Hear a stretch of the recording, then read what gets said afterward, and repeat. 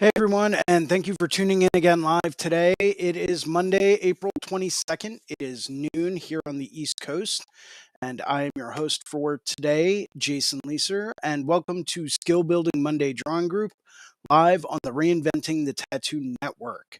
If this is working for you, please let us know in the comments and in the chats, and please tag a friend who loves tattoos. Maybe it's someone interested in getting into the industry. Maybe it's someone that's looking to get, a deeper understanding of what goes on in our process. Maybe it's an enthusiast. Maybe it's a cousin or a friend or a brother or sister or mother or father. Tag everyone you know. We always appreciate it. And welcome to Guy Aitchison's Reinventing the Tattoo Community, where tattooers, apprentices, collectors, and the curious are encouraged to join in these live streams, real world events, to share and inspire and ultimately create better art and tattoos together. We beam out nearly every day, and with your help, we have evolved into a quality network of amazing live and on demand tattoo and art shows that have all been receiving rave reviews. You can find Reinventing the Tattoo at www.reinventingthetattoo.com. You do not have to subscribe right away. We do have a number of different features for you to try it out before you purchase a subscription. Starting out with a sample webinar from the Reinventing the Tattoo Canon. Another option is to get some free advice about your unique goals from Guy Aitchison. And the final option to try out Reinventing the Tattoo is to take a comprehensive tattoo history course from Jay Brown. For fellow tattoo history nerds such as myself, trust me when I say that tattoo history course is packed full of information that is awesome. The people that have worked on that project have really done their homework. Trust me when I say it's amazing. You can also find Reinventing the Tattoo at reinventingthetattoo.com, a full event schedule with full weekly and special event live stream details. For example, if you wanted to join today's show, you could go through and you could click on the event calendar and you could find a direct link to jump into today's live stream. At reinventingthetattoo.com, you can also find access to our Reinventing 24/7 channel. It's pretty cool. It's got 13 different episodes playing any given time, 24 hours a day, 7 days a week. And that is accessible through all web-enabled devices, smartphones, tablets, you name it. And it's all right there at www.reinventingthetattoo.com. And while you're there, maybe you want to see what kind of on-demand seminars we have available.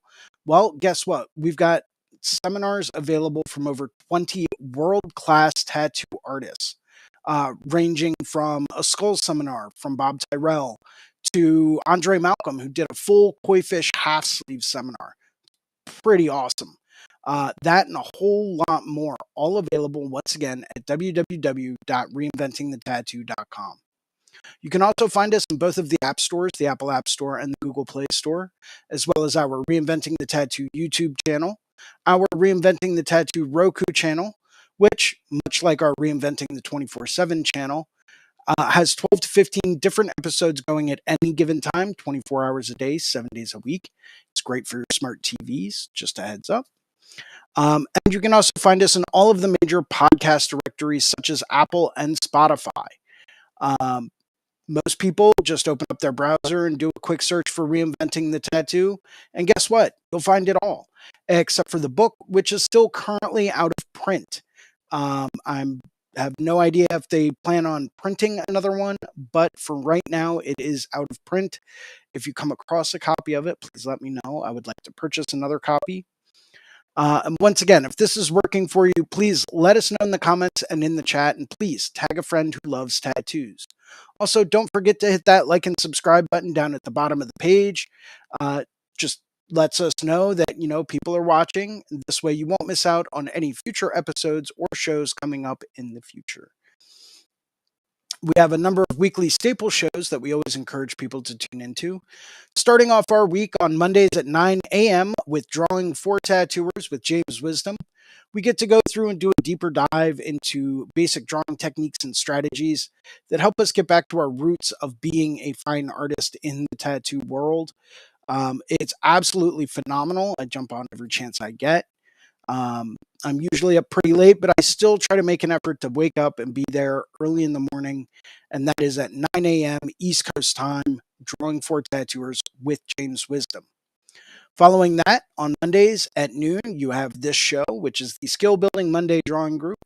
And that's hosted by me, where we get to go through and we get to work on different skills that we might want to improve upon. Maybe it's contrast or light source, maybe it's Procreate tips and tricks, maybe it's ways to think about things differently or composition. These are all skills that we can always work on to improve. And once again, that takes place at noon on Mondays, the Skill Building Drawing Group with me, Jason Leeser. Capping off Mondays at Monday evenings at 9 p.m., we have a subscribers exclusive drawing group with Sandy McAndrew from the Reinventing the Tattoo Network.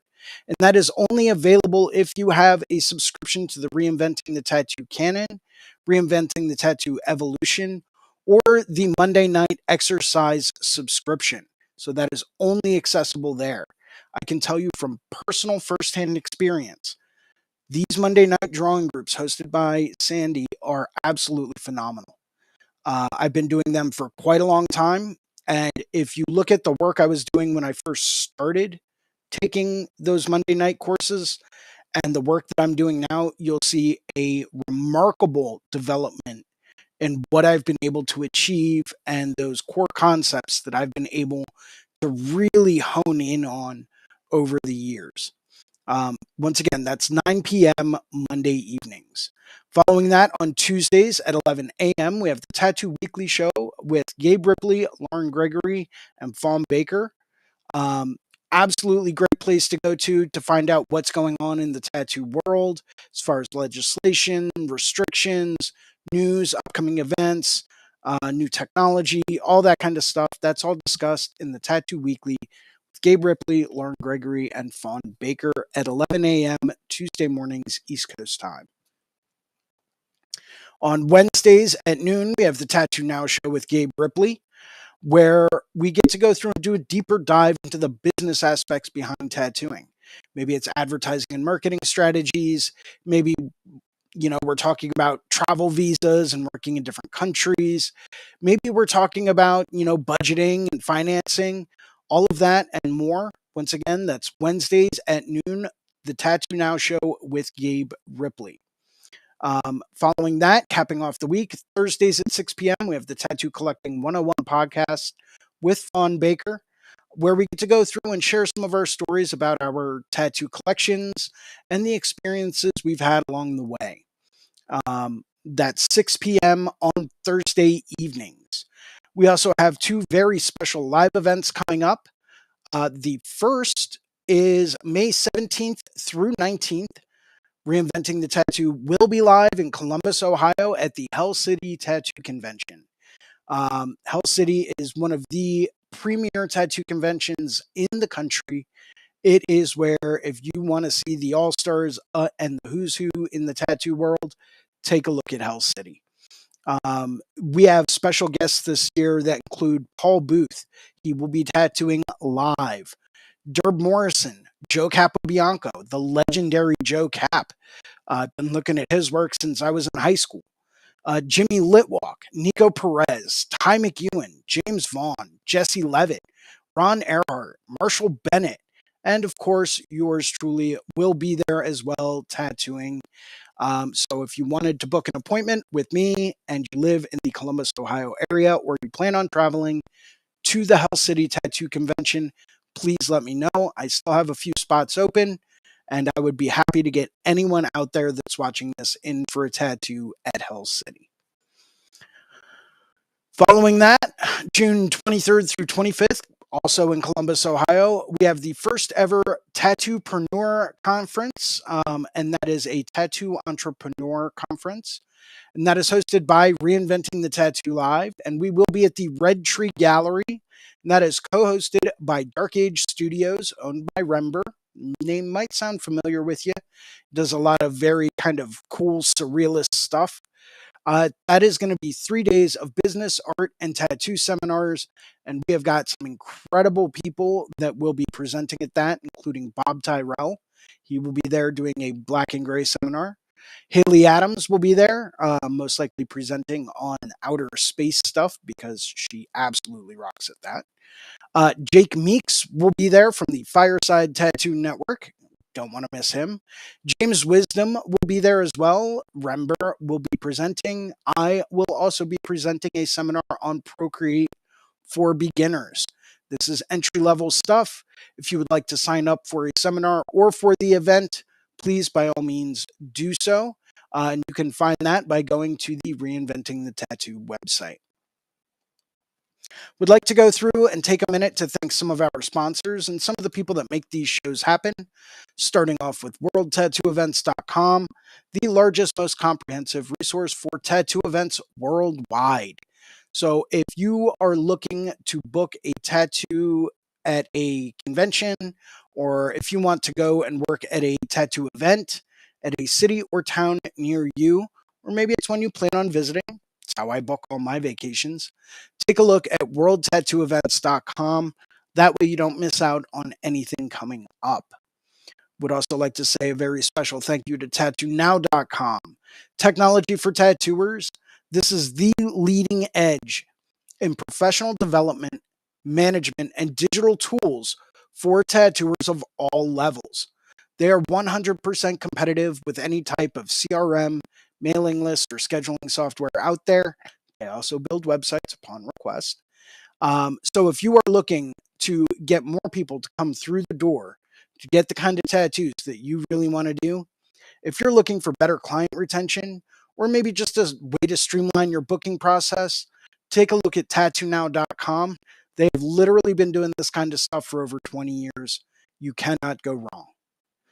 Would also like to say a very special personal and professional thank you to Guy Aitchison at guyaitchison.com. He is the founder and inspiration behind Reinventing the Tattoo. You can go to guyaitchison.com where you can pick up a copy of his Biomech Encyclopedia, some of his tutorial DVDs. He also has countless fine art prints and the occasional original painting, all for sale at guyaitchison.com. Would also like to say a very special thank you to the Apprenticeship Diaries with Amy Nichols, in my opinion, one of the best resources for tattoo apprentices and apprentice hopefuls. If you are looking for more information on how to get into the industry, if you are looking for information on what a good apprenticeship is like, or maybe what to look out for in a tattoo apprenticeship, take a look at the Apprenticeship Diaries with Amy Nichols. It's a podcast, it's free. Feel free to go online, do a search for it. You cannot go wrong. Um, as always, we ask that if you like today's show, please post a positive review on the channel. Once again, hit that like and subscribe button. That way you don't miss out on any other episodes. It also helps us get the word out. If you would like to host a Reinventing the Tattoo event, become a sponsor of our community, or, excuse me, if you are looking for a fine art or a tattoo critique, you can always email management at reinventingthetattoo.com. And we will get back to you as soon as we can. Kind of wraps up the intro for today. Today we've got a very, very kind of interesting topic to be discussed. We'll be discussing skin breaks in tattoos. It's not something that's usually, brought up or thought about, but it can really, really make a difference um, with the way that we compose images and how readable these images are in the skin once they've been executed. We've got Creatures Cave watching live from YouTube. What's going on? Welcome, welcome, welcome. We will be discussing skin breaks. Now, skin breaks are something that can be referred to in any number of different ways. Sometimes I like to refer to skin breaks as negative lines. Um, Basically, areas around certain parts that you leave skin tone, you leave a little break in the tattoo so that the skin shows through. That helps it become more legible. And I'm currently perusing some of my drawings to show some pretty good examples. Um, Skin breaks can be very, very beneficial. Let's see. When it comes down to just how readable an image is, it helps put emphasis on certain parts. Um, let's see. And it will help you determine certain pieces outside of other pieces. Hmm. No, that one's collab sheet.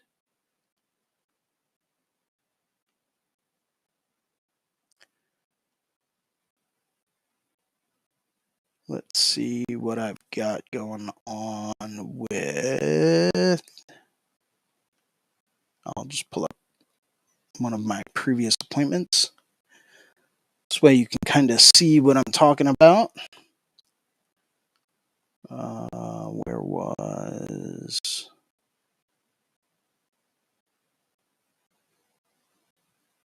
Where did that go? Where did I leave that?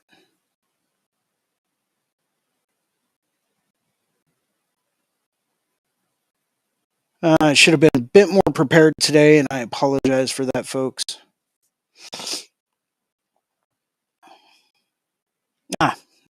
Nah. Where's the one that I had up before?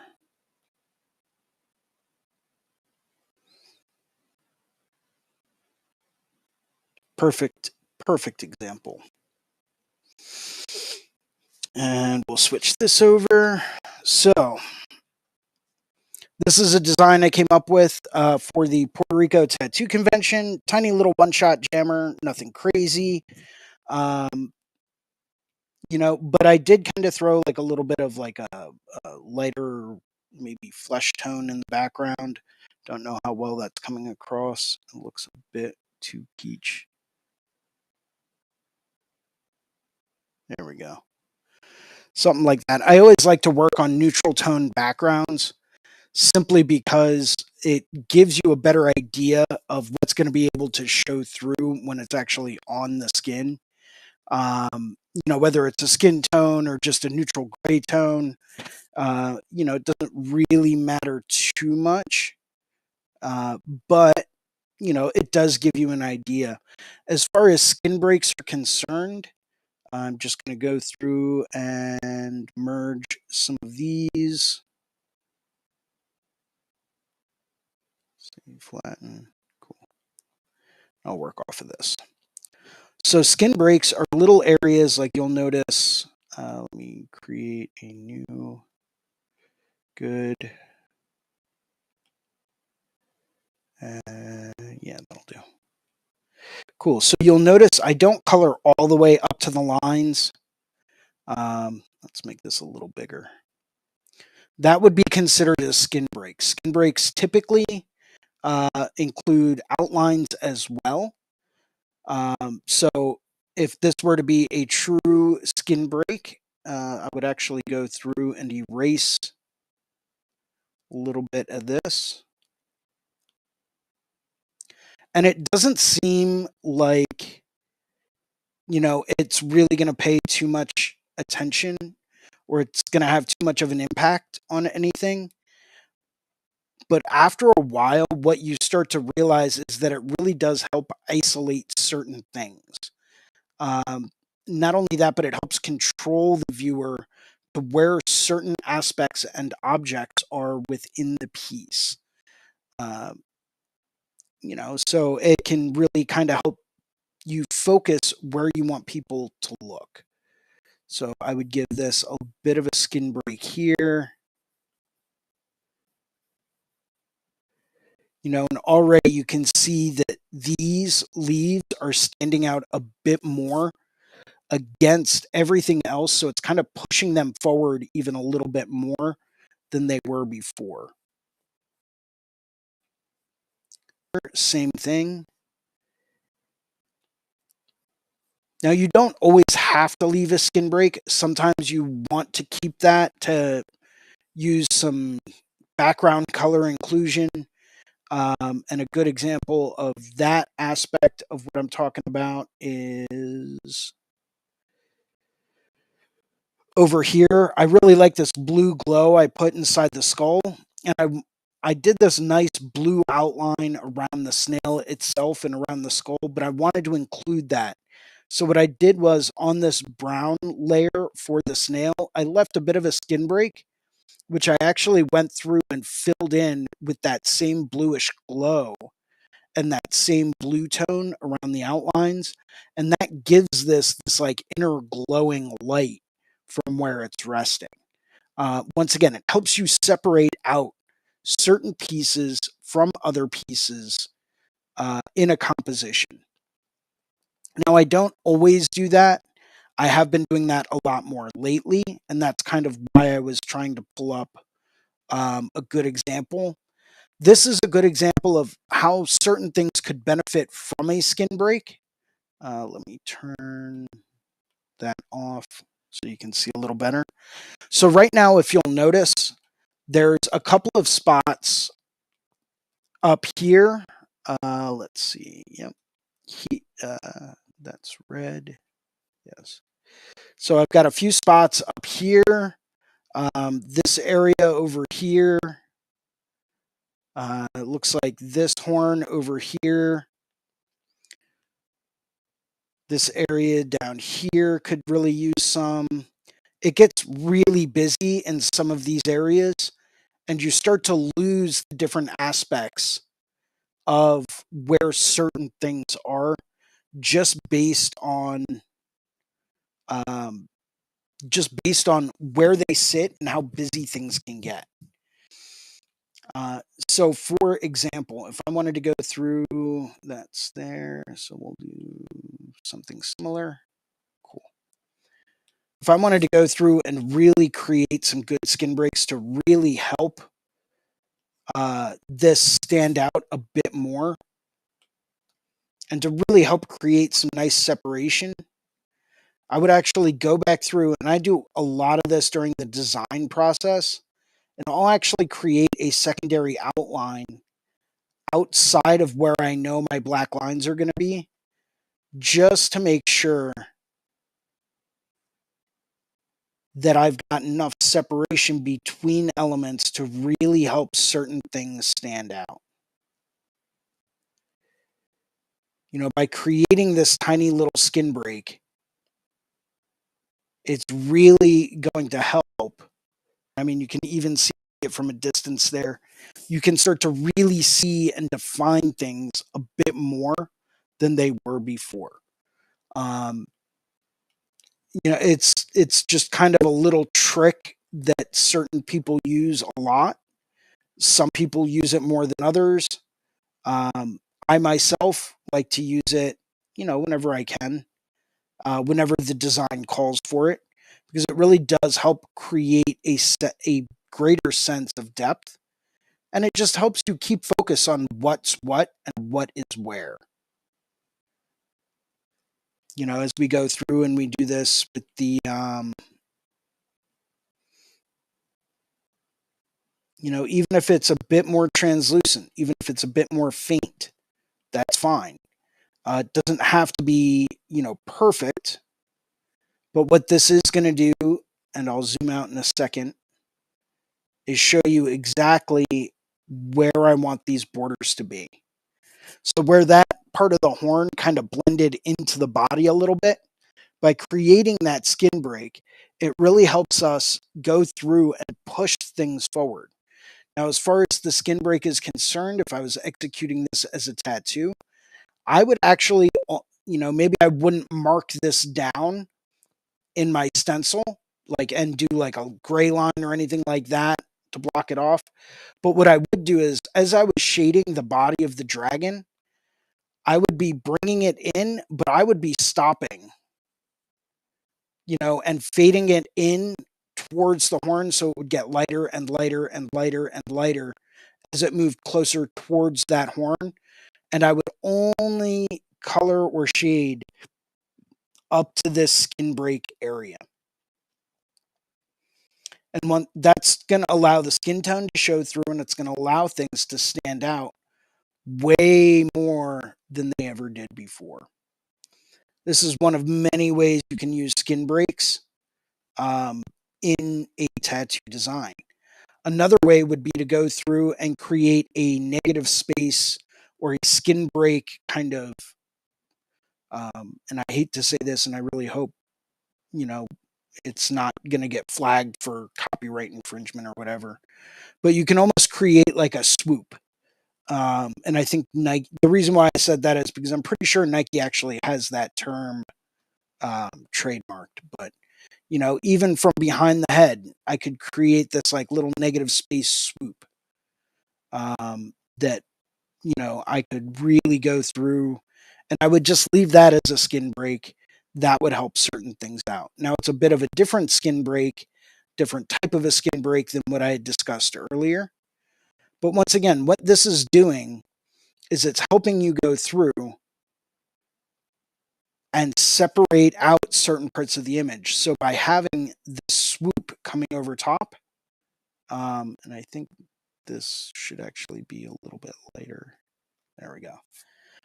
By having this swoop coming over top, it's pushing everything else behind it back. So it's creating another layer of depth. So you've got this part that your eye is going to see the head as being in front of, where's my note layer?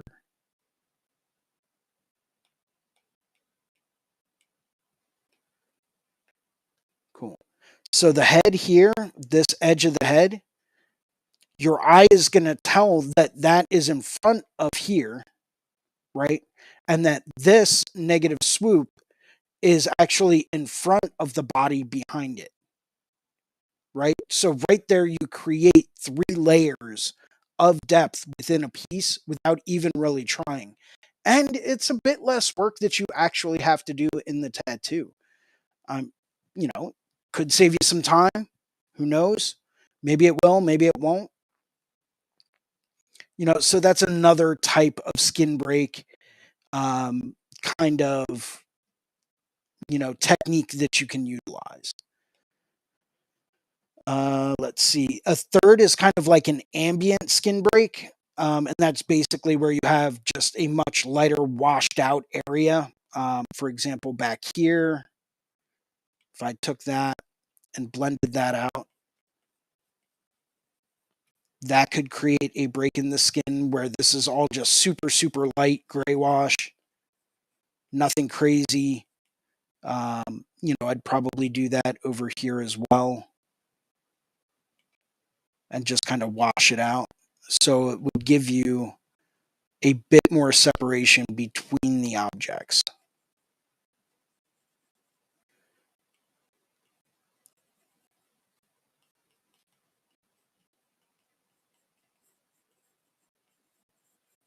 They can be really, really helpful, really useful tools to go through and, not sure if I like that one, like what I just did.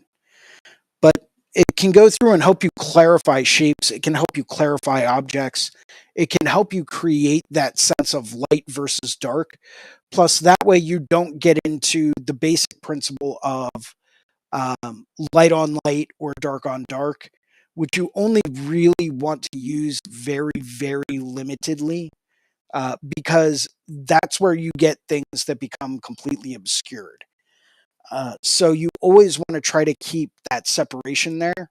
If you wanted to fade out, say some of these black perimeter lines, you'd have to be kind of careful, just because if we do light on or dark on dark and we gave this a nice big dark drop shadow in the background, well, there goes part of our hair, part of the beard hair, right? We can't even really see it anymore. But if we go back through and say we give this, this nice dark drop shadow, but then we take our eraser tool because it's handy and it's dandy, and we leave that tiny little bit of a gap, right, in between this background that we have going on and the tip of this horn or the tip of the beard.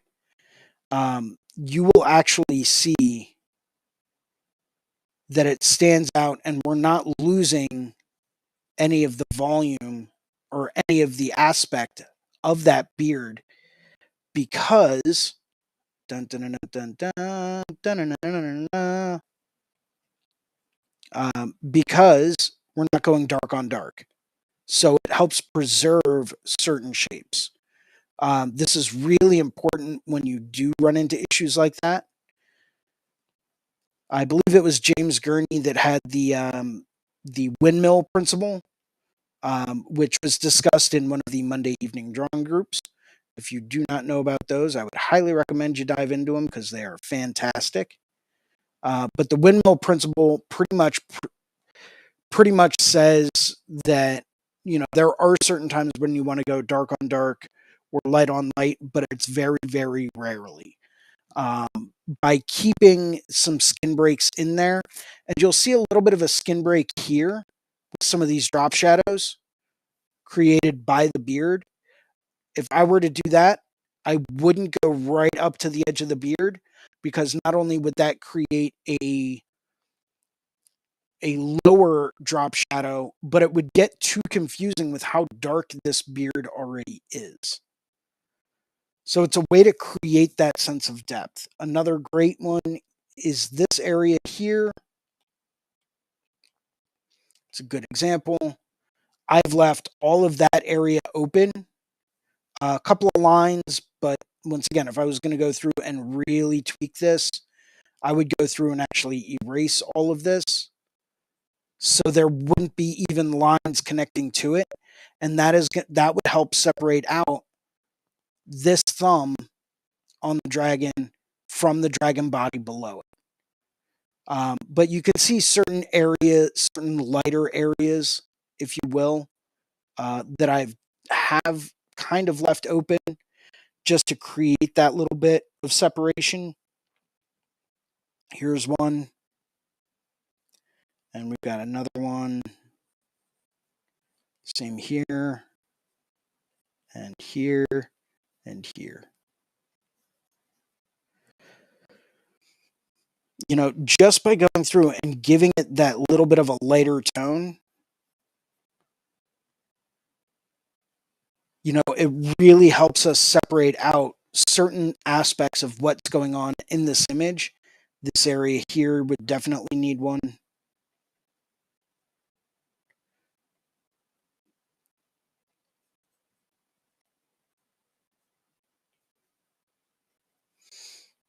Same thing over here.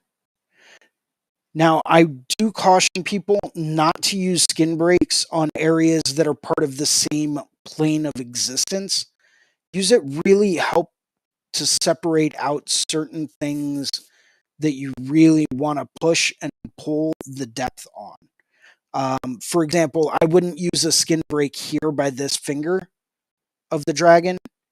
I wouldn't do anything like that, simply because this hand is on the same plane of existence, right?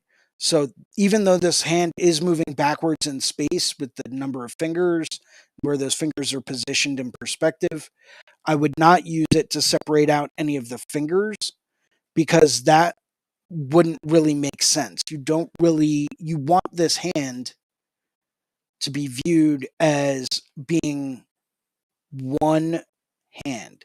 You don't want this finger separated from this finger, separated from this finger, because now you're looking at creating three planes of existence within a hand. That's not always the best way to do it. I'm not saying sometimes it's not warranted. I'm just saying I wouldn't do it in this instance because I want this hand to be on a plane of existence. I want this hand to be on a plane of existence. This body behind both hands to be on a plane of existence. This part's a plane of existence that's separate from here. This, even though it is moving forward, I do want this to show it's moving from one plane into the next plane. I did want to show that this horn was further forward and on a different plane of existence than the body behind it. Same thing with the beard here. I wanted to show the separation between the beard and the body because I wanted those to be on two separate planes. I want this part of the beard here and here to be on two separate planes other than the hand that's behind it. So it really helps you pick out and focus on different aspects, and it helps you really put more emphasis exactly where you need it to be. Um, just some food for thought, a little skill to work on. Um, yeah, I don't have too much for you guys today.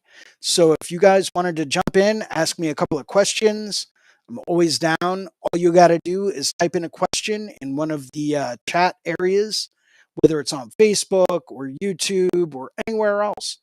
Feel free to drop me a question. I'll be happy to answer it. Um, otherwise, I'm just going to kind of be doodling. Might actually start working on this acrylic painting I'm trying to have ready by Hell City. So if you guys want to stick around for that, you're welcome to. If not, and if no one has any questions, you know, um, I don't want to say head out because, I always like having people around to watch me. But um, yeah, feel free to ask any questions you might have. I'm actually going to switch the camera angle now because I have been working on this acrylic painting and I would like to work on it for at least a little while before I have to go do more adult stuff, because everyone likes adulting and being responsible for things and whatnot. I don't, though, so try to avoid that kind of stuff just because that's me. Not that I avoid responsibility, but, you know, things happen. Let me get some of this stuff set up. By the way, if anyone out there is looking for a really good brand of acrylic paints, check out Charvin. They're a little expensive. This is the kind of label that it's got. They're a little pricey, but yo, this acrylic paint is amazing. Um, it's pretty awesome stuff. It's not like super thick, but it is still kind of like medium body, so it's not going to be running or anything. Um, I actually use it and paint with it almost like I paint with oils. It's got like the same kind of consistency. And for anyone out there that does wonder, yes, there is a parallel between acrylic paints, oil paints, and tattooing. Um, and there you can pretty much draw a parallel between any medium and tattooing because it's very easy to do that. Um, things are permanent when they go down with acrylic paint. It's not like you can lift it back up like you can with watercolors. You can't you can kind of dilute it a little bit like you would with a watercolor. But it's once it's dry, it's permanent. Let's see. Cool.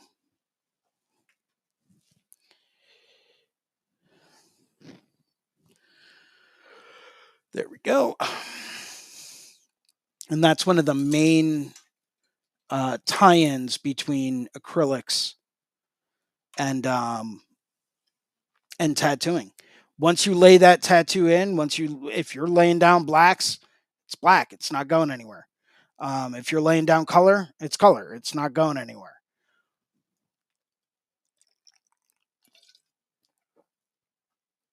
So I'm going to do a little bit of painting for you guys. Just trying to tweak some things. Um, as I mentioned before, if anyone's got questions, I'll be happy to answer. But no one does. I'm probably just going to be painting here and talking to myself for a little bit. Not that I don't do that a lot anyway, but you know what I mean.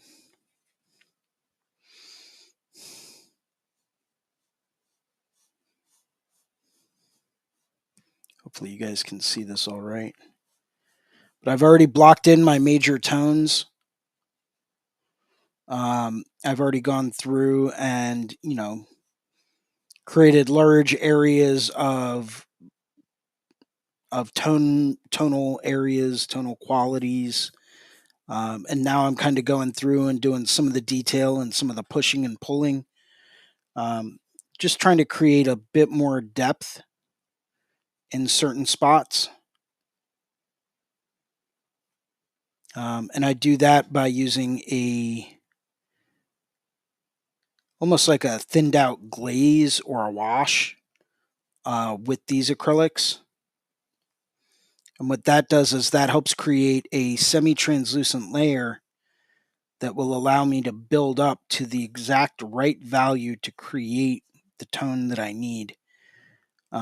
Much like with oils, you got to lay down a little paint, move back, let it dry, then maybe a little more, move back, let it dry.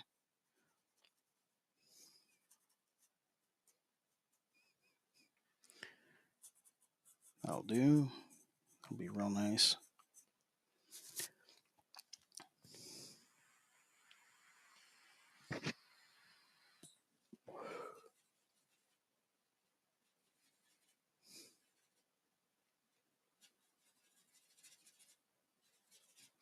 I am also using a basically a glazing medium.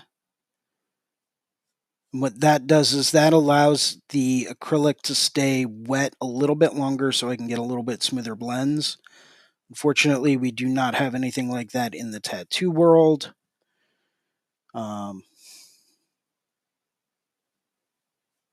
but, maybe one day someone will invent something like that. That would be cool. That would really allow us to paint on skin a little bit better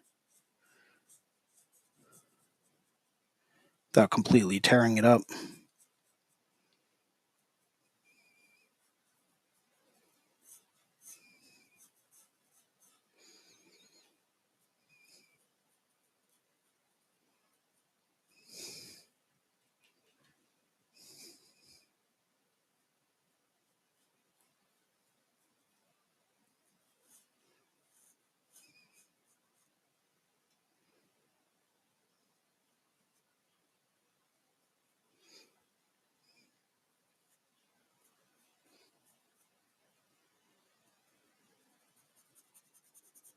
Yep, just pushing this spot back a tiny bit more.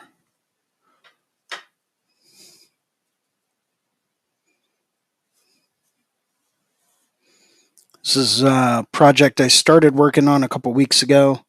I'm sure some of you have noticed that the tattoo industry has hit like a 10-year slow season, where it seems like everything's slow. People might not be coming in as frequently. Um, Lord knows I still have a ton of projects out there where I haven't heard back from people about coming in anytime soon. So, that kind of hurts. What I always recommend is keeping some paints and brushes, maybe a canvas or some paper at the studio. And, anytime it ends up being a slower day, whip it out, man. Do a little bit here and there. And you'd be surprised at how quickly it all adds up. Because when you're working on any kind of a painting, especially something like this or something even bigger, it takes a lot of time. But if you chip away at it little by little, here and there, day in and day out, anytime you get, an hour or half hour or whatever that, you didn't expect to have, take it out, man, work on it. I think you'd be surprised at how quickly you can, knock something out, especially if you're like me and you paint for pleasure and not necessarily for a commission. Um, it's always nice to be able to go through and, have a couple extra minutes to, just kind of work on something that's going to help you put your mind at ease because, even though you might not be tattooing, who's to say you can't turn around and sell the painting after you've completed it? And now you've just made up for those tattoos that you missed out on, or for those tattoos that ended up no call, no showing you, or anything of that nature. Um, I had one of those this past week and it was really depressing. I was all set and ready to go. I always give people a bit of a window of time to get in touch with me, let me know what's going on. Reached out to them after about a half hour, no response, cleaned up everything, and, broke out this painting, started chipping away at it a little bit more.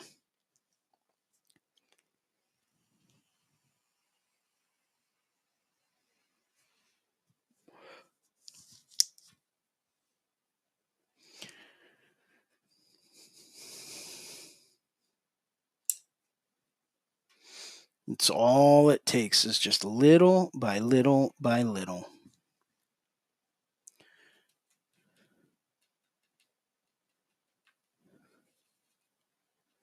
Little bit here, a little bit there. Right now, I'm just trying to pull some darks and some lights back in. Just creating a couple of light little glazes. Really kind of accent some contrasting areas.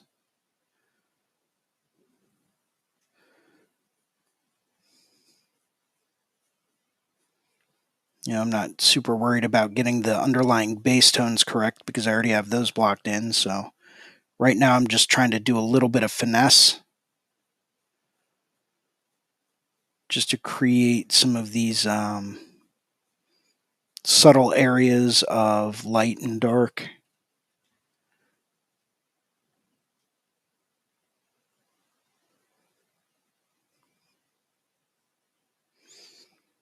Yeah, I challenged myself this year to do more, couple more realistic style paintings.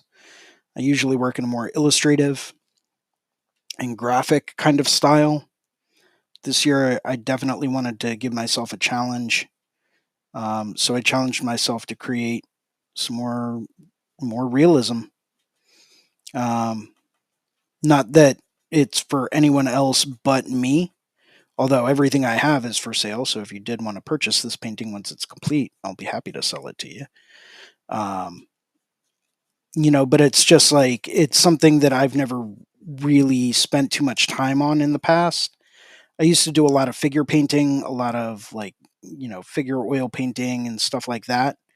Was never very fond of it, so I never really put too much emphasis on it. And not saying I didn't have the ability to do it, it just wasn't something that I chose to do on a regular basis. But this year I decided to challenge myself and, really kind of push myself to do a little bit better with it. I was looking at some of the artwork that I had done back in college. Um, and, I just ended up thinking to myself, man, I could probably do better than that right now. Why don't I try it out and just see what happens?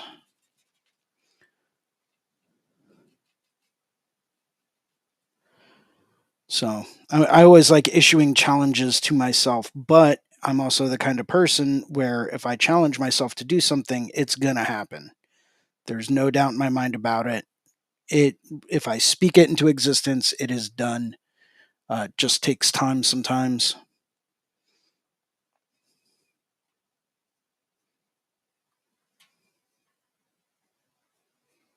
This is just a little bit of water, just to thin it out.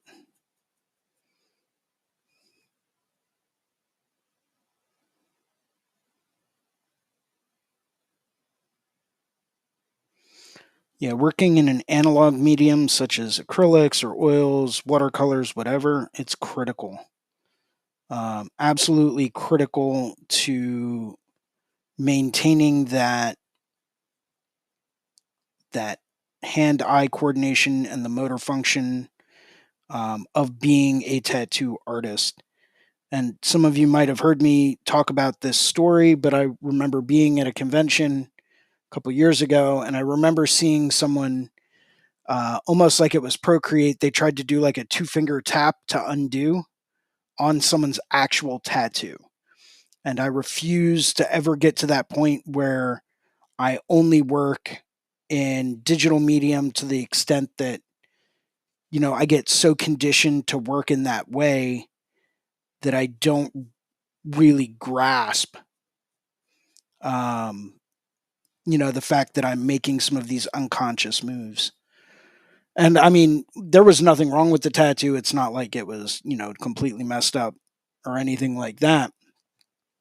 But just that one thing, that one instance, that one experience really got me thinking about, working digitally, which I love to do and I do it often, but how that doesn't really necessarily help us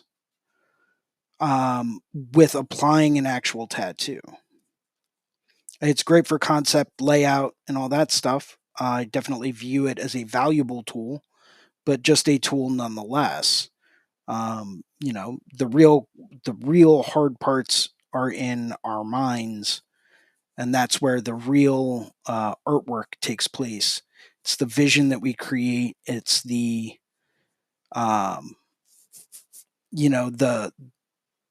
the intuition that we have about what's going to look good through years and years of training and practice. Um, it's what that having that artistic vision is what really ultimately matters at the end of the day. And one of the best ways that you can hone that in is by working in an analog medium.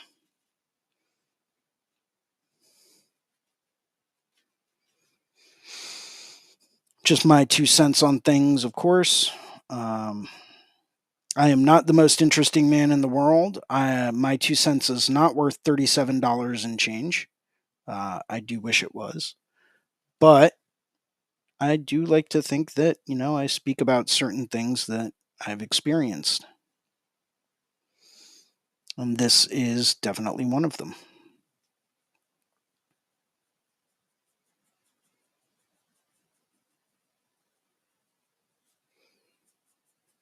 Tone that down a little bit.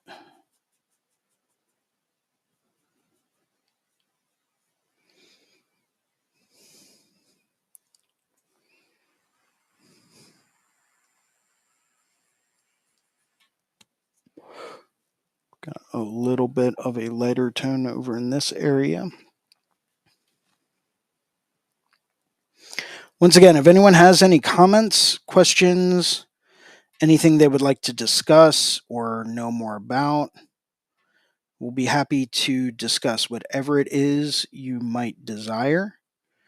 Just simply go through, shoot me a message in the chat box, or let's see if I can get back to. Yeah, that's what I thought. Where did my mouse pad go? There we go. Or you can always shoot me a direct message on Instagram at Philly Inc. Um, and I will get that, and I will be happy to answer your message if you do not want to ask your question publicly. Now, by no means do I say that everyone's got to work in acrylics or oils or watercolors or anything like that. There are definite parallels to tattooing in all mediums, whether it's pen and ink, whether it's pencil and paper, whether it's soft pastels, chalk pastels, oil pastels. There is always a parallel there. I think certain mediums are a little bit more parallel than others. Um, certain mediums, such as working with liquid acrylics, do typically tend to have a little bit more of that parallel going on, but you can always draw a parallel uh, to any artistic medium and tattooing if you look at it enough.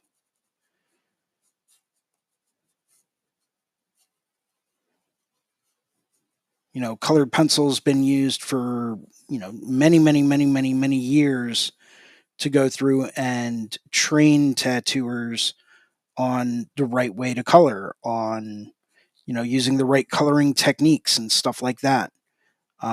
It's very old school methodology, but it works nonetheless.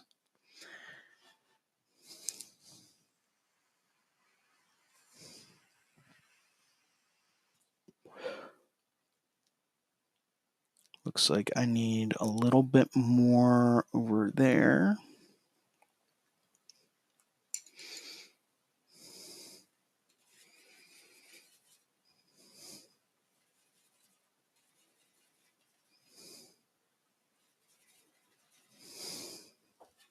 See if that's the right tone. That'll do.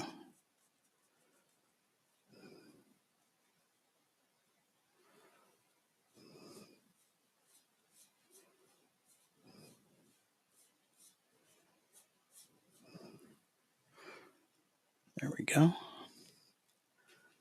And a little bit of black. Fade that into it. Create that nice blend.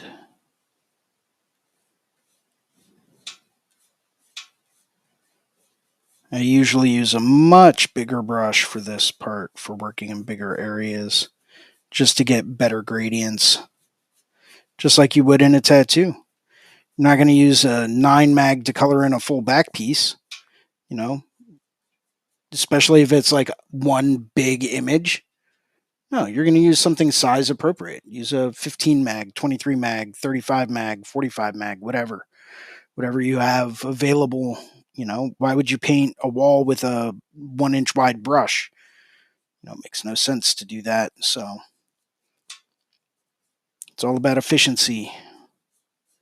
Certain configurations are a bit more efficient for coloring in large areas. The largest I ever like to go whenever I'm working with color, believe it or not, is like a 23 mag or 27. I don't like to go any higher than that when doing solid color.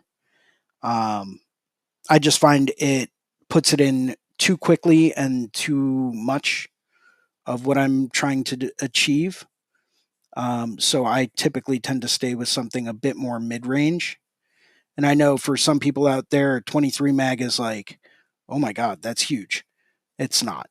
Not by comparison. I've used 45s, I've used 35s, I've used 49s. And those are pretty ridiculous when it comes down to just how much area you can cover in one go.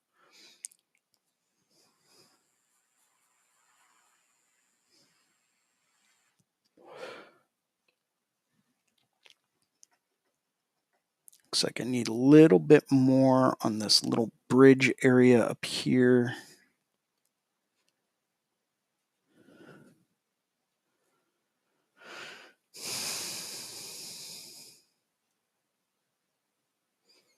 We'll make this nice and defined. Really kind of show where the bones connect.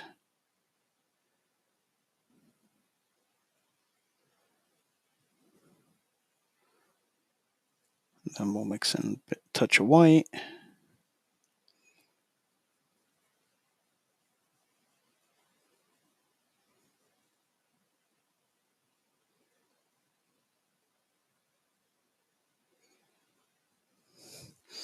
I always appreciate it whenever anyone buys an original painting um, or anything like that. Big shout out to a friend of mine named Patrick, who purchased an original painting from me at the Lehigh Valley Convention. Um, really great guy.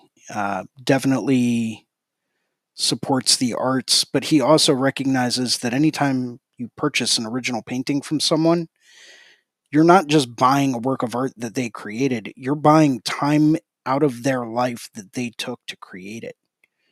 Um, Regardless of how long that painting or that drawing took to create, that's time someone spent creating that work of art just to go through and have you hang it on a wall. That's something that anytime I purchase an original, I'm very, very conscious of that's time that they could have been doing anything else, but they chose to work on that painting. They chose to work on that piece of art. And that is time that they spent in their life that they can never get back.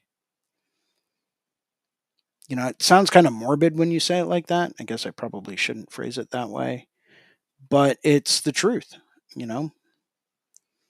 That's time that they took out of their life. You're literally buying time in someone's life when you buy an original work of art. You know, yeah, it looks cool, but, you know, they could have been doing any number of other things with the time it took them to create that image.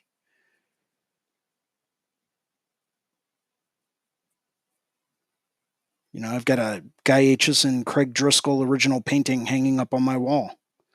That's time from those two artists that they can never get back. They can never have that again. The time that they put into creating that work of art. So it's one of my prized, all of my original works of art are prized possessions, and I treat them as such because I recognize how long it took people to create it.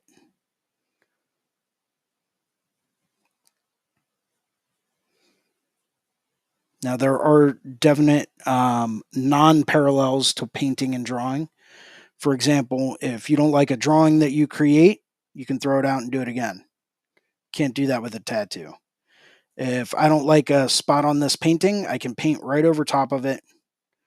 No one would ever know that I painted over top of it.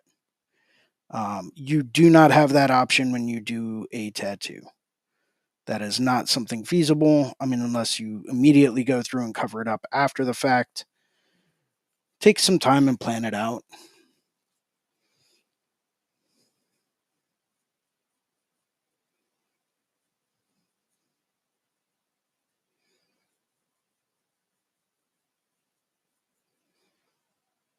Cool. And if once again, if no one's got any questions for today, by all means, let me know. If you guys are good to go, if you've gotten out of this what you can get out of this for today, not that I've really discussed too much, but I was waiting on a few questions. No one asked any questions, so I feel can probably just sign off here. Thank you, everyone, for watching today. As always, it has been an honor and a pleasure. And I do consider this to be a great honor that I can get on here and talk to all of you. So thank you very much for tuning in today. Even if you're watching the replay, thank you for taking the time out of your life to watch. Believe it or not, it's greatly appreciated. Um, well, good. I'm happy to hear that, Creatures Cave. Thank you very much.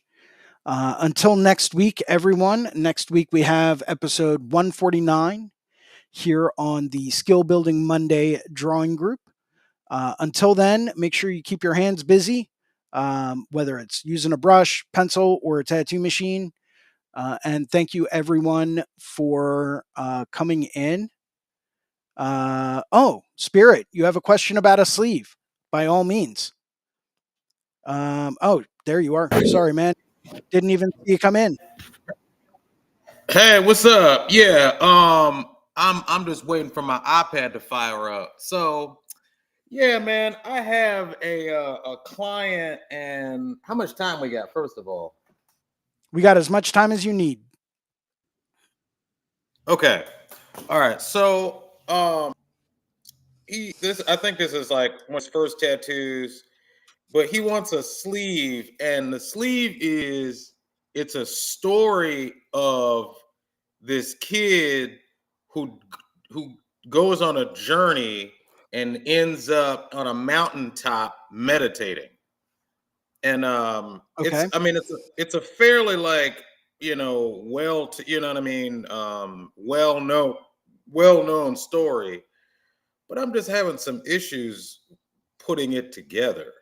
And and then another thing is he wants like a waterfall, and then he wants the waterfall to turn into uh blue sapphires, and then he wants the blue sapphires to write his sister's name, and then he No, wants no, okay, yes, no, and then right, no, and then he wants a little boy picking up one of the sapphires, and looking at it. no, I said the same. I just kind of no. said the same thing. Yeah, No, it's too much. this is too much. Um, it is. When you get into situations like this where you've got someone that wants, all of these different ideas for different things, if it's his first tattoo and he wants to get his sister's name, then number one, I wouldn't take something that already has a deep meaning to begin with and try to incorporate a whole bunch of other stuff into that. You're making it too busy and you're taking away from the main idea, the main theme and topic. By trying to introduce all of these additional elements that, don't necessarily go with the story. Um, maybe sit them down and say, hey, listen, let's do the tattoo for your sister. Let's sit down and talk about your sister. What are some of your favorite memories with her? What are some of the things that really remind you of her? Dive into that a little bit Right. more, And the thing and is, then it's make like that a separate tattoo. her name is her name means blue sapphire. So that's one of the reasons he wanted to have the blue sapphires write her name Neela. So what I would do in that situation is I would take that and separate that out once again into a separate tattoo. Maybe do a large rectangular blue sapphire. Maybe have her name inscribed in it, and do that as a separate tattoo. But Hmm. when you've got one solid concept for a sleeve, great. You could do everything from, maybe having like, say, lower arm, maybe the back of this, a back view of this boy's head, maybe with a walking stick or something like that, a path going up the arm into the mountains, and then maybe have, a sunset behind the mountains with this little boy sitting on top of the mountain meditating, kind of showing his journey going through and how he got there, right? You can throw a waterfall in there if you want to. Um, maybe use that for the backside of the arm, maybe back here, right along the tricep. That would give you a nice kind of flowing image coming down. Maybe even have like a little river going through it. That could work well too. But I think trying to create sapphires and then a name in the sapphires and, a little boy picking up the sapphire, too much, too much. That's what I was Um, thinking. Too much going on. There's way too much going on in that. I know it probably has a ton of meaning, but if it's their first tattoo, make sure to emphasize to them, like, listen, you've got all this open room. You've got your whole life to get tattooed. You know, there's no sense in trying to cram everything you want into one tattoo, not when you've got all of this other open space, especially if with your skill set, knowing that you can tattoo your butt off. I know that they're going to be so happy with that first tattoo. They're going to be coming back in for more after that. So why try to, force everything into that? That's the way I would approach it personally. Um, you've with everything that you've described, you've got a lot of really great imagery to create a big dynamic storytelling sleeve. Hmm. Um, and really knock it out of the park. I would, to me, I would stick with that one concept. Um, if they really want the waterfall, do the waterfall. Cool. Throw that in there. It's part of the journey that they've been on. I'm not sure the name of the story that you're going with, but it kind of sounds like The Alchemist, but I could be wrong. It Um, does a little bit, doesn't it? Yeah. that's but there's also, if it is the story of The Alchemist, which by the way I highly recommend everyone out there reads because it's a fantastic story. But look at, there's so many other images and ideas that you can incorporate from that story into the sleeve. Um, Hmm. so I'd say stick with that as a main theme. I always try to tell people, listen, if you really want a good looking sleeve, you're limited to like three elements, three major things: mountains, boy meditating on the mountain, cool, one. Maybe a path or a waterfall, or a stream, cool, that's two, right? And maybe you want to show the boy starting out on his journey, that would be three. I wouldn't go any further than that, because now you're looking at making everything smaller to incorporate all of these other things. And that's going to detract from the level of detail and the concept that you can put in. There's a lion somewhere in there too. Like it's like there's a lion. There's a village where the boy goes into, and a lion attacks a village, and then the boy meditates and calms the lion down. And I was thinking about putting that imagery in there. Is that something? Do you think that that's too much? Just too much, because all the things mentioned are, they sound dope. Well, I mean, look at basic composition, right? Hmm.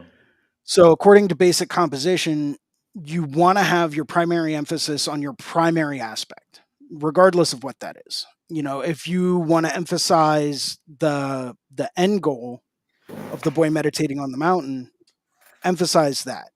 Um, I wouldn't make that super tiny. I would make that pretty prominent. Uh, Once again, by adding more stuff into it, you have to make everything smaller to include these other things, especially something like a lion. You would want that lion to be a pretty decent size to get any kind of detail in there. Otherwise, it's going to be like a little cartoony lion. They're probably not going to be happy with it because they probably have this idea of like, oh, yeah, it's a lion. Cool. It's going to be super awesome and detailed. And like, you're going to be able to see teeth and all that. No, you won't. Not if it's, this big, you know, unless you did like a silhouette of one, that could work. But you'd have to really plan your light source out as far as that goes in order to make sure that it's backlit so that you would only really see the silhouette. Um, you know, but once again, I think with what you've described to me, I think showing the boy on his journey through different parts of the story is going to be more than enough to create a great sleeve. Mhm. Um, maybe if you wanted to show that specific scene, have that scene maybe closer towards his forearm. If that happened in the middle of the book, it makes sense to have it in the middle of the tattoo. So you Mhm. could still show, a bigger blown up version of maybe like the back of the boy's head, his shoulders, upper torso, maybe holding a walking stick or something like that on the outside of the forearm. Keep that bigger, probably at least a third to a half of his forearm. That's going to put him closer towards you in perspective, right? So now as things progress, you're moving up the arm and you're moving further back in the distance. So you're creating this narrative in this scene, right? That can visually read as, oh, here's this person starting out on this journey. And as we see him go more towards the mountain, he's getting smaller and smaller and smaller. You know, that's where I would put the emphasis if you wanted more of the emphasis on the beginning of the journey. If you wanted the emphasis on things that he overcame or certain events, cool. Pick one or two of those, make those bigger, put those on the forearm, and then still have it leading back. I always like to look at the forearm and the things that are closest to us as the foreground, right? Build off of that. Because naturally when we're drawing anything, we're looking at a horizon line and a perspective line, right? So unless you've got a downward view on like the top of a building or a mountain or anything like that, your horizon line is going to be slightly above whatever's in the foreground, right? To show that perspective. Andy Chambers talks about this a lot during his sleeve seminar. He likes to pick one spot and create that horizon line, and then everything builds up to that and then goes from there. Right. So anything above that, you would have mountains in the background. You would maybe have a little bit of a sky. Maybe you want the horizon line halfway up the bicep. Maybe if you wanted to have more sky, more background, stuff like that, maybe cut it down at the elbow or the top of the forearm. But that horizon line is always going to be slightly above where whatever you have in the foreground. That creates that illusion of depth and perspective in a scene. That makes sense. So right at the elbow is right at the horizon line, and then Right. everything is past there is further back. Further back. Correct. Okay. That's okay. That's interesting. Yeah. It's just one of many different ways to look at constructing a sleeve. But anything that's going to be closer to you is typically going to be lower and bigger than everything else because that's foreshortening. That's concept of perspective. Um, depending on what they really want to emphasize, if they really want the emphasis on the conclusion of the story, now we're getting into a little bit more of a tricky area because a boy sitting on top of a mountain, you have to show the mountain. Still have to have a horizon line. Plus, you have to show the boy, right? So that needs to be the biggest emphasis and the biggest part of it. So now you're looking at moving your horizon line lower on the arm to really show this mountain that this boy climbed up, to sit on top of it and to meditate, to make that boy on the mountain, a decent size, to really show him sitting on a mountain meditating. I would even crop the mountain and have maybe the mountain, depending on if it's right or left arm, maybe even crop some of the mountain as it goes up at an angle, and have the boy sitting on like a little ledge to really show that he's sitting on the mountain, up at the top of the mountain. Obviously come up with some other stuff going on down at the bottom. But if that horizon line is here, right, on your arm, it's kind of hard to see, but maybe halfway, three-quarters of the way up the forearm, if that horizon line is there, that's where your mountain's going to start. So now you're looking at moving that mountain a lot closer. So it's going to be a lot bigger. You're going to end up cropping some of it out. Um, Especially because if you want to do a boy sitting on a mountain, that boy's going to have to be, at least a couple inches tall, Right. Right. just You to know, preserve the detail. yeah, yeah. And that's kind of the issue I'm running into. Like, how do you keep the boy and not and how do you keep the boy and preserve the detail in the boy without, things going haywire? It's tricky. Without yeah,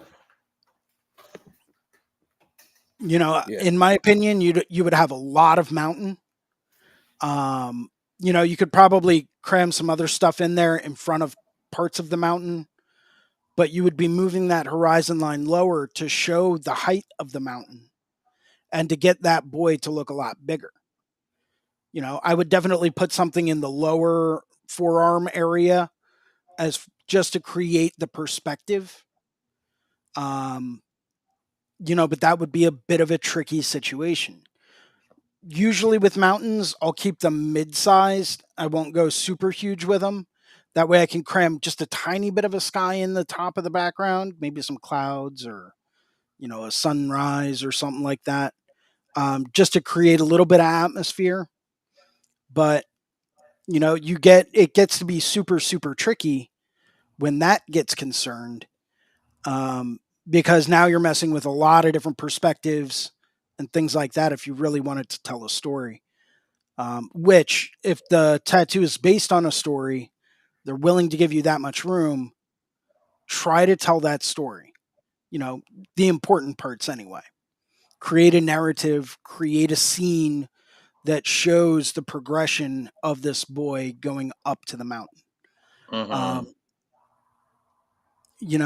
there's a lot of different ways you could take it, a lot of different concepts and things that you can do to go through and really illustrate the story.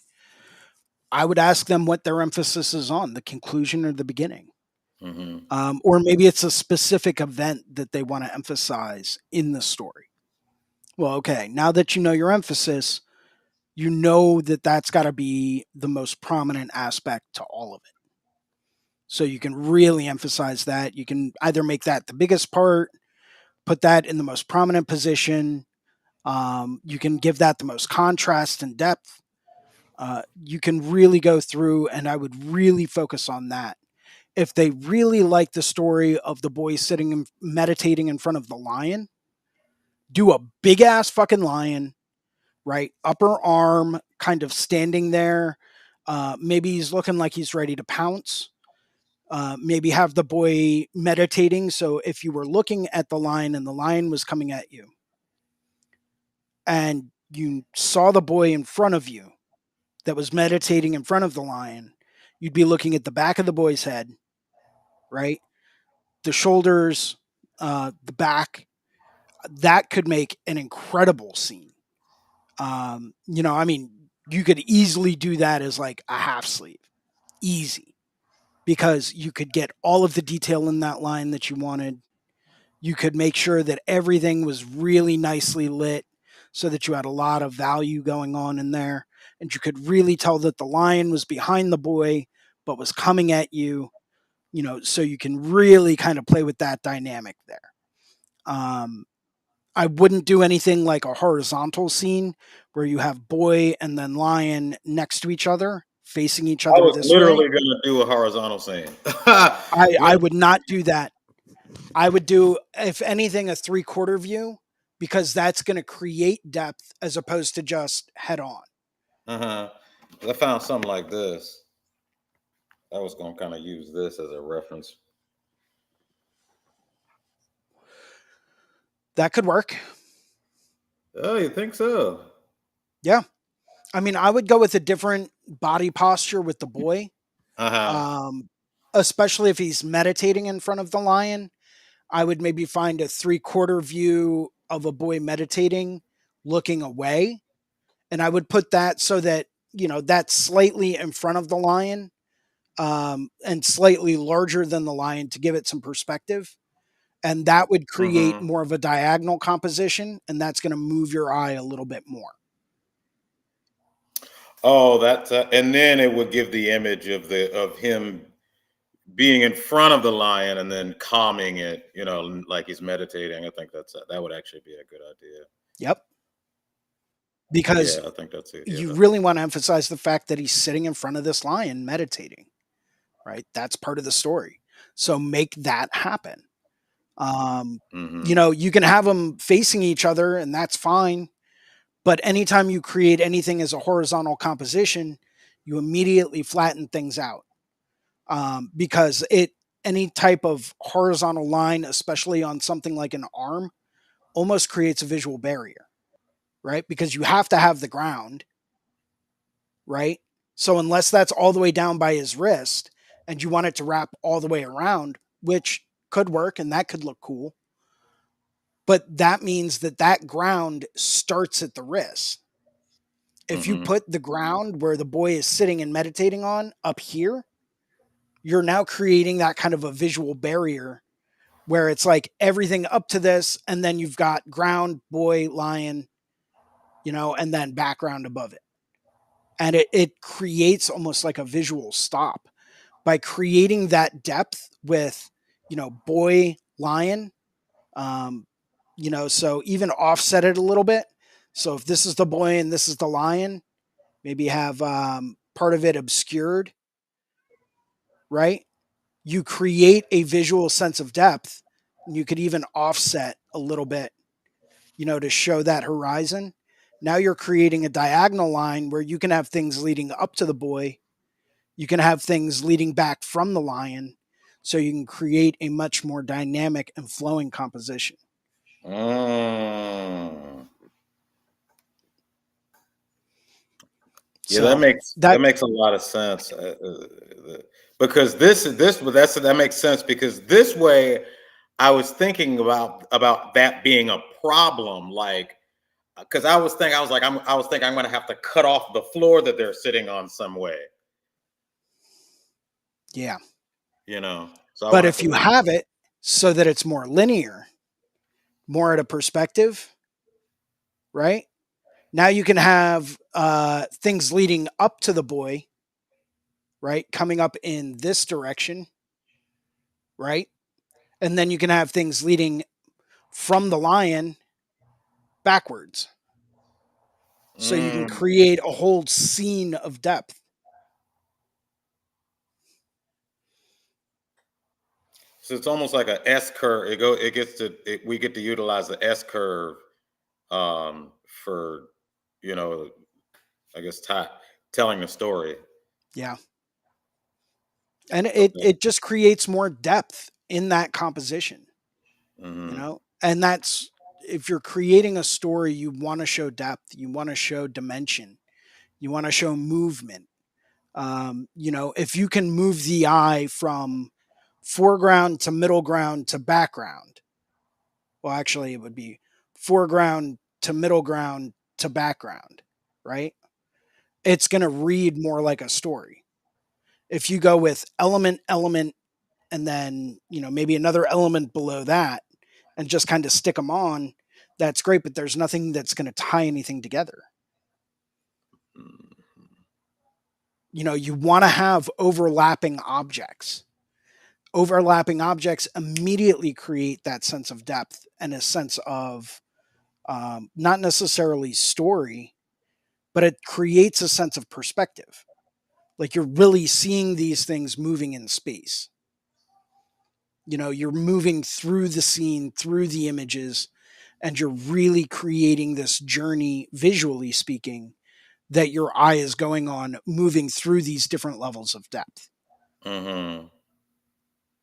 You know, it's just something that I've picked up on over time. Um, not only that, but by offsetting. So let me see if I can do this again right. So by offsetting, say having the boy here, right, lion here, you can then throw something else back up here. So now you've just created a curve using three elements, right? Well, let me throw up my iPad real quick. It's probably easier to illustrate on the iPad. For this.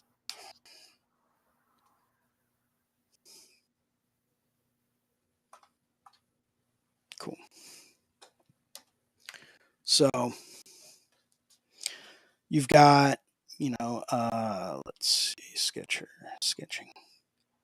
So we've got lion, boy, right? And then you can have something behind the line. Maybe it's the mountain. You're now creating this curve. You could also offset that with something down here in front of the boy. Maybe Lord knows what else. But you can now start to see this like S shape appearing, Mm-hmm. bringing your eye all the way through it. And you would have different aspects, different images in front of one another. So the boy would be partially obscuring part of the lion. If this is the lion would be obscuring part of the mountain in the background. So that would push the mountain further back. The boy would push the lion further back. Whatever you throw in front of the boy here would push the boy back in space. So you end up with all of these overlapping circles or overlapping elements that force you to look further into the background. So it just keeps going further back and further back the higher up you Bingo. go. Bingo. Okay. Okay. Because I was wondering about how do we tell a story a on a body part, you know what I mean? We read from left to right and from, you know what I mean? Like how do we do this, you know? Um, I'll show you another example. It's a sleeve that I did a while back. It's probably one of my favorite tattoos that I've ever done that really kind of illustrates a decent story. Where was that? That was. Especially if it's like a story like boy leaves his village and then go, so it's like boy leaves village, swims through a river, makes the river calm, and then so it's like how do you go from leaving the village, are we going up, do you always have the his back turned to the camera, do you know what I mean? Yeah, I mean, it's going to be a lot of back view, but there's not much you can do to like get away from that, if that makes any sense, because you Yeah, want to show a journey. right. Um, and if you, oh wait, maybe that was over here. That was under.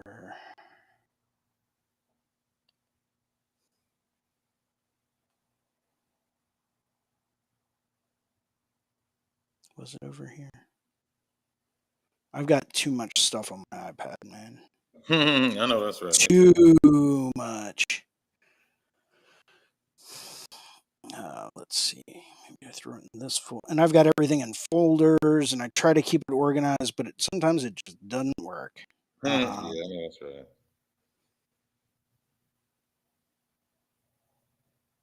Yeah, I think I've got something like 50,000 different images on my iPad. Good gracious. Yeah. Well, I've got a lot of like reference images for different things. Um, so it's between reference images and everything else I've got going on. Sketchbooks and photos, and you know, I'll do a tattoo and I'll take 30,000 pictures of it just so Hmm. that I can get that one good one. Nice.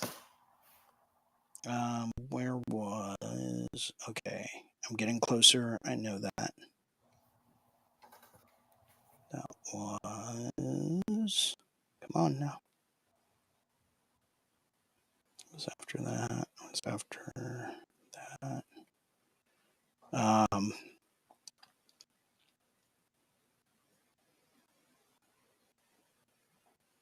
Oh man, I'm gonna be so. No, that's pirate sleeve. Um.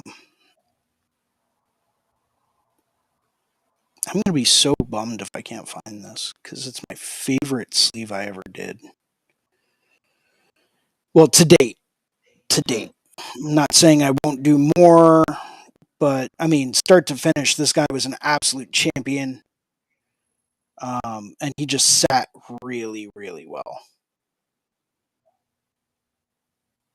But he gave me an Okay. idea. He said, "I want a samurai and a tiger, um, and whatever else you think might look good." Cool, Nice. I can rock with that. Um, so I went through and I created this full sleeve for him that kind of, we sat down, we talked about everything. We talked about, what is he doing in life? Where has he been? Where's he going? Because he was just getting out of the military and he wanted to go through and he was becoming a cop. So he was going through the police academy. And I said, okay, well, why are you going through the police academy? And he's like, well, I kind of always felt like a protector of, my family. I always wanted to protect them. I wanted to protect my friends. I always wanted to make sure that, people were doing the right thing. Um, and I was like, okay. He's like that. And I was part of the military police. So to me, it was just kind of natural evolution. I was like, oh, that makes more sense. But, okay, I get it. Um, really awesome dude. And, we talked about it and I came up with this concept. Here it is. So it's just the line drawing, but he wanted a samurai and a tiger, right? So we did the tiger and we did the samurai, and based on what he was talking to me about being a cop and protecting his Yeah. village and all that stuff, we threw like a little pagoda with like this little farmer in the background. So you really got the sense that this tiger is attacking the samurai is protecting the village. Um, so you can really kind of see an element of a story going on here, right? I believe the top of his deltoid, you know, deltoid was here, bicep was here, forearm kind of tapered down, so it wrapped all the way around his arm. Um, but it looked, awesome, Mm-hmm. Yeah. Heck yeah. but you see this kind of linear, trying to find the right perspective of the tiger was an absolute nightmare. But so I ended up basically drawing the face. But you see this linear progression going through, moving backwards. I really wanted to kind of show that the samurai was in front of the mountains. So, I did do some of the mountains, but I didn't put any up here because that would have curved onto the top of his deltoid. Um, so it would have looked funky if I had had like mountains back here because that would have curved up and over the top of his deltoid too much. We have the parts of his helmet curve back here and here, curve onto the top of his shoulder, that's fine. That's not really going to be that big of an issue. But to have mountains up there curling back, it's not going to work the way that people think. Right.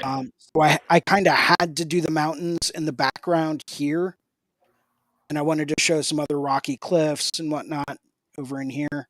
This was all kind of filler on the inside of his arm.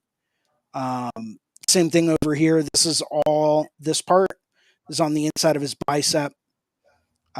This is his deltoid area, right?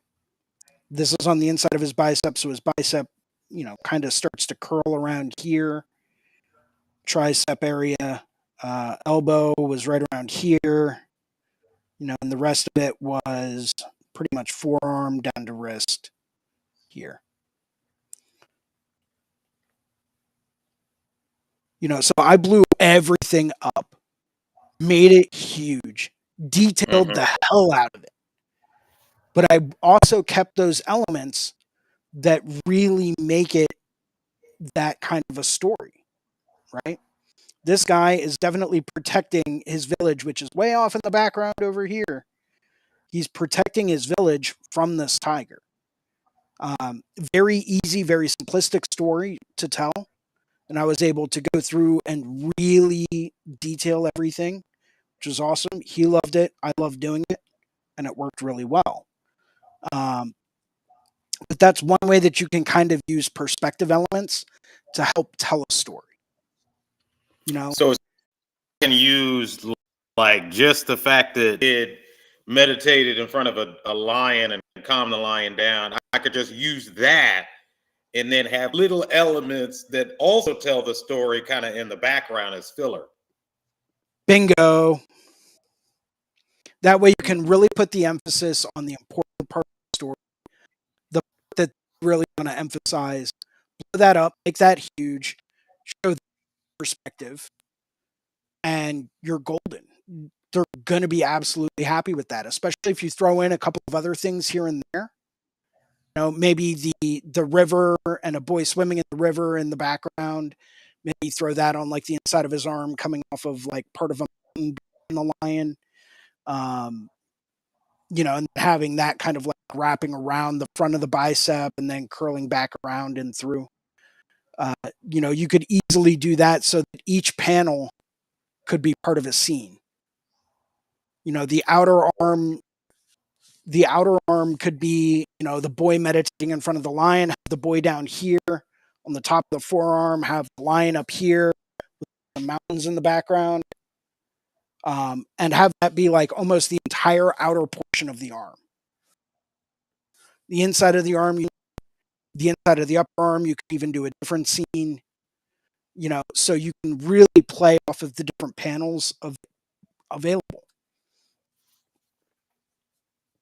But then that way it still tells that story. Okay. All right. Well, yeah, that definitely makes. Now, when you create a sleeve, like, do you use the body maps stamp on Procreate? No, I actually go through. I'll use Procreate to design it to scale, but I also go through almost like tailoring clothes. I'll measure out the exact length that it is from top to bottom, and then in one or two increments, I'll actually measure the area all the way around the arm in 1 to 2 inch increments. Plot that out on Procreate. In fact, I think I have all of that plotted. I do.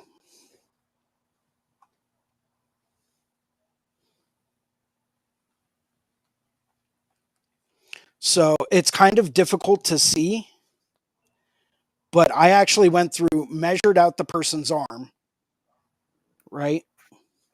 So this goes all the way down to 24 inches. So I know exactly how tall I need to make it. And then at every 2 inches, I measured how wide that area of the body is. Oh So I wow. measured Okay. the deltoid, right? And if we overlay the design, you can see the deltoid. You can see this is the inside of the arm. So bicep would be here, right? Tricep coming down here.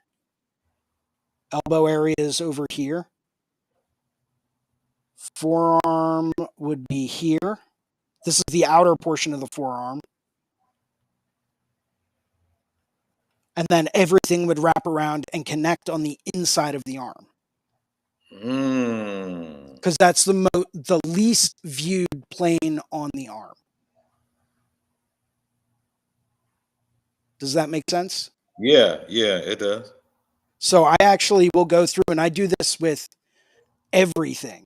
Let me pull up a back piece or a full front piece that I was working on. Here we go. So I literally take measurements of everything. This was a full frontal piece that I was working on my friend Sarah. And I've got, hip bone, top of the hip bone. I've got smallest point of the waist. I've got the width of the rib cage. I've got the point from her clavicle, her trachea, that little soft indent at the top of your collarbone. Where does that sit in conjunction with the tops of her collarbone? Um, you know, all the way down to what I call the danger zone. How big is the danger zone? Where do I need to go to avoid that? She wanted to bring it all the way down onto her thighs. Cool. Where do I need to stop on her thighs? So I got to measure that area out. Um, I I'm meticulous with this kind of stuff because when it comes down to doing large scale work, I want to go through, print one stencil, have that stencil fit perfectly, and not have to redo it again. Right? Plus, you can visualize if you're drawing things out to scale, right? And you know exactly how tall it needs to be, you know exactly how wide it needs to be. You can plan things out accordingly. And then, if need be, you always have to come in for a fitting, right? To go through, print out the design in full scale, hold it up to them, wrap around their arm, make sure everything's going to fit right. Maybe things don't overlap as much, or if they do overlap, it's going to make sense. Go through it up to them, make sure everything fits and goes exactly where you need it to go. Then you can book the appointment after that. But that way you kind of see it and visualize where certain spots are going to land in conjunction with their arm or their back or leg or wherever it is. Mm-hmm. You can go through and make sure everything's going to visually look good and you're going to hit all of those major planes and make sure that everything is interesting in every visible plane.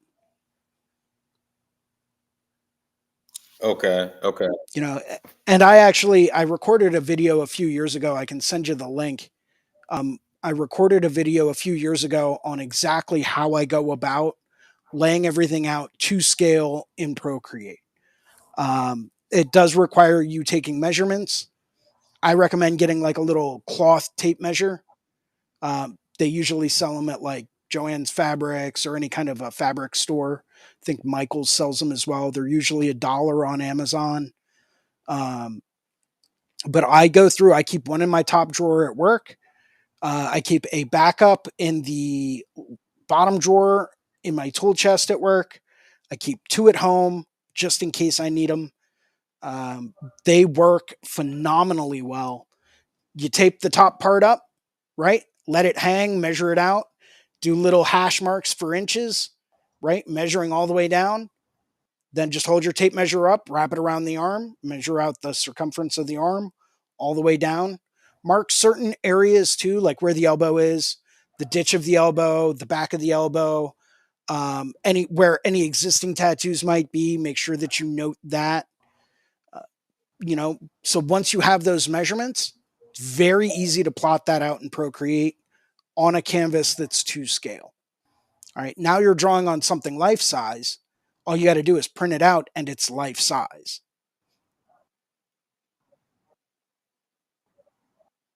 So to me, it just helped me figure out proportions, areas, things like that, and help make my compositions work a little bit better.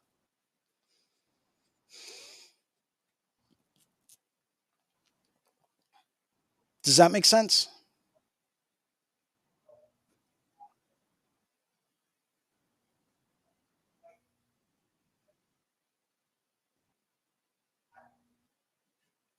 I think I lost your audio.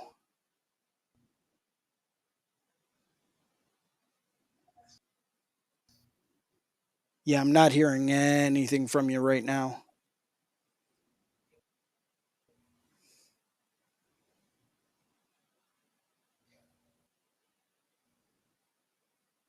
Hmm.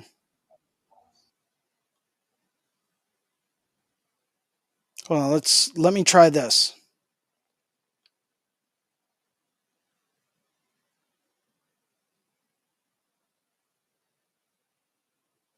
I'm not seeing anything registering on the audio levels.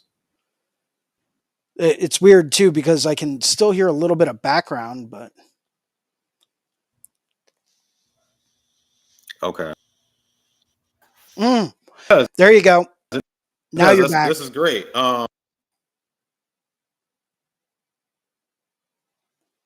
and I think we lost it again. Test and 1, 2, 3. Oh, there we go. Test, test, 2. Yep, yep. 1, 2, 3. Good to Test, go. 1, Good to 2. go. Test, Good 1, to 2, go. 3.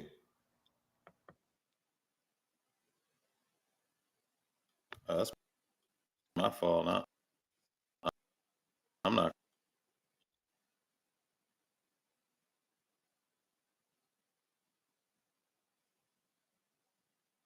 And I think we lost you again. That's all right. Spirit, you got my number, man. Hit me up a little bit later. I'll shoot you a text with the link to that Testing. video. Testing. Testing. Cool. It's weird. I'm hearing you say testing That's right now, weird. and you're not saying Let anything. me see. Let's see if I can. There's a huge audio delay going on. It's wild. It's the interweb. Testing. Oh, here we go. Cool. Well, guys, thanks a lot for joining today. I hope you guys learned something. Until next week, episode 149. Feel free to hit me up if you have any questions. Take a look. Instagram's right there, or you can email me, Jason at reinventingthetattoo.com. I'll get back to you as soon as I can. Till next week, guys, keep those hands busy, and I will catch everyone next week for episode 149 here on Skill Building Monday. Cheers.